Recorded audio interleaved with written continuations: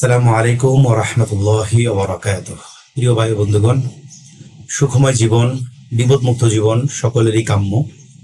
সকলেই আমরা চাই সবসময় বিপদমুক্ত ভাবে আমাদের জীবনটা লিড করতে। চাই আমরা সুখময় দাম্পত্য জীবন, আমরা চাই স্বাচ্ছন্দ্যময় জীবন। তো এই স্বাচ্ছন্দ্যময় জীবনের ব্যতিক্রম একটা জীবন হচ্ছে কষ্টকর এবং বিপদ সংকুল একটা অবস্থা। তো কখনো কখনো যে আমাদের বিপদগুলো আসে এবং মুসিবতগুলো আসে, সেগুলোতে আমরা অনেকে ভেঙে পড়ি, অনেকে ভেঙে যাই, অনেকে অস্থির হয়ে যাই, পেরেশান হয়ে যাই।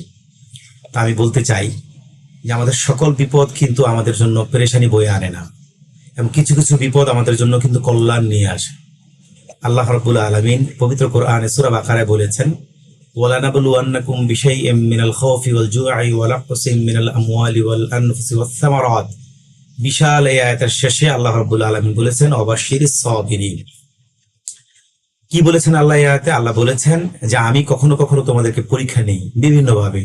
ছেলে সন্তানের পরীক্ষা, সম্পদের পরীক্ষা, বিপদ আপদে ফেলে দেওয়া পরীক্ষা, সংসারের মধ্যে রিজিকের অভাব, টাকা পয়সার সংকট, আর্থিক সংকট, এগুলো দিয়ে তোমাদের পরীক্ষা নিয়ে থাকি।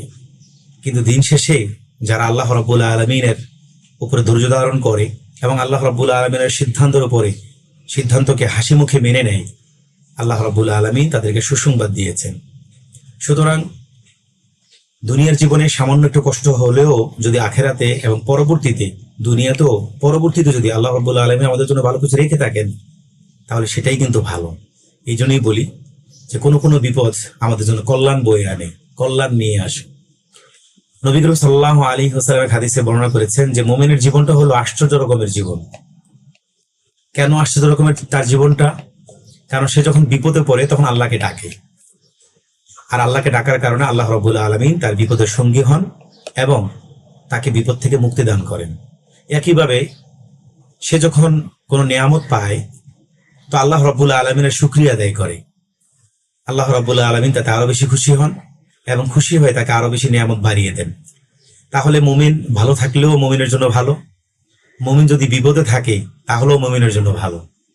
এই জন্য ইমানদার যে, তার জন্য বিপদ পেরেশানির না, অস্থিরতার না, বরং মনে করতে হবে আল্লাহ তাআলা হয়তো আমাকে ইজ্জত বাড়িয়ে দিবেন, আল্লাহ রাব্বুল আলামিন হয়তো আমাকে আরো পরীক্ষা নিচ্ছেন, আমাকে আরো উত্তীর্ণ করার জন্য, সেই জন্যই হয়তো বা আমাকে বিপদে ফেলেছেন। আমরা খেয়াল করলে দেখবো যে আমাদের দুনিয়ার জীবনে প্রমোশনের জন্য বিভিন্ন ইন্টারভিউ দিতে হয়, বিভিন্ন ট্রেনিং দিতে হয় এবং ট্রেনিং এর পর এক্সাম দিতে হয়।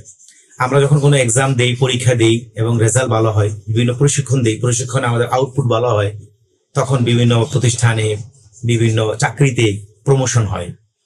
তো একইভাবে আমাদের দুনিয়ার জীবনটাই টোটালটাই একটা পরীক্ষা ক্ষেত্রের মতো।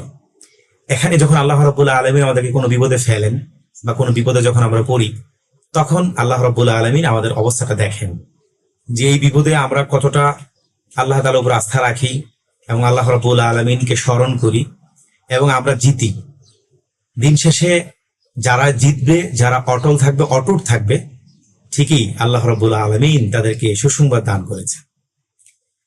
সূরা আলাম নাশরাহ লাকার মধ্যে আল্লাহ তাআলা বলেছেন, ইন্না মাআল উসরি ইউসরা, নিশ্চয়ই কষ্টের পরে সহজ বা সুখ রয়েছে।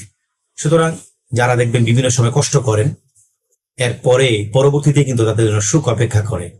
সুতরাং যখন বিপদ আসবে, যখন কষ্ট আসবে, তখন একজন বুদ্ধিমানের পরিচয় হলো সে সেই সময়টাতে নিজে বুদ্ধিমানের পরিচয় দেওয়া, আল্লাহ রাব্বুল আলামিনের উপর আস্থা অবিচল রাখা এবং আল্লাহ রাব্বুল আলামিনের কাছে রহমত আশা করা, ধৈর্য ধারণ করা। আপনি যদি ধৈর্য ধারণ করতে পারি, তাহলে আল্লাহ রাব্বুল আলামিন আমাদেরকে ইনশাআল্লাহ পরবর্তীতে ভালো রেজাল্ট দিবেন। মুমিনের জীবনে যখনই কোনো আঘাত আসুক না কেন, সে আঘাতে আল্লাহ রাব্বুল আলামিনের কথা স্মরণ করবে, এটাই মুমিনের সিফাত। আল্লাহ রাব্বুল আলামিন আমাদেরকে প্রত্যেকটা বিপদ আপদে ভেঙে না পড়ে, বিপদ আপদে ধৈর্য ধারণ করার তৌফিক দান করুন এবং এর ফলাফল, একটা ভালো ফলাফল আল্লাহ তাআলা আমাদেরকে ভোগ করার তৌফিক দান করুন। আমিন। ওয়া মা তাওফীকি ইল্লা বিল্লাহ।